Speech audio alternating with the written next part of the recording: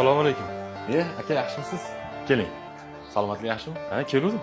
Yaxshi-da, hozir ishlar ko'rsataman sizga. Keyin xursand bo'ladigan bo'ptilar-ku.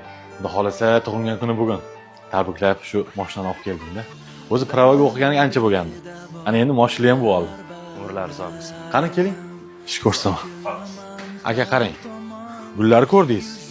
Hammasini tagini yumshatib, chiroyli qilib, mana o'tlarini tozalaysiz-da. Zo'r qilib qo'yasiz, xo'pmi? Kechga bitta suv qo'yamiz, juda go'zal bo'lib turadi. Xo'p bo'ladi, tushundim.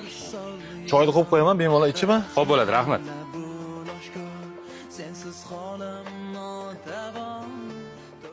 Adasi, bu manganmiz. Rosa orzu qilgan mashinamiz. Tug'ilgan kuning bilan tabriklayman. Umring uzoq bo'lsin. Baxtimizga hamisha sog' bo'lib yurgin. Mana, qale, yoqdimi? Ay, rahmat adasi. Boringizga shukr. Tabrik.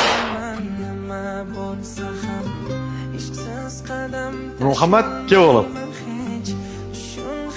Qale, yoqdimi? Tabriklayman. Yaxshi kunlarga haydaying. Faqat ehtiyot bo'ling yo'lda. Adasi, boringizga shukr, rahmat. Anchadan beri orzu qilib yurgan mashinamizni. Seni ham boringga shukr.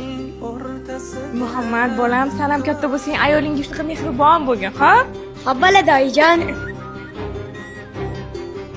Aka, bo'ldingizmi? Ha, bo'ldim. Hozir nimasiga pul olib chiqaman.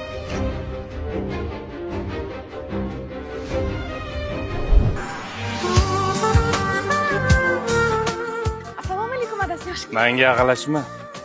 Isqirt qo'llaringni hozir kir qilib qo'yasan qo'yligini. Qo'llaring yaxshilab yuvgin-da.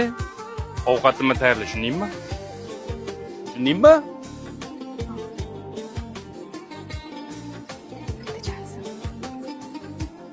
Ovqating ham o'zingga o'xshagan bir xunukdek. Basharangni qara. Har doim ishdan kelganimda, огород ichidan chiqasan, teriga borib sas.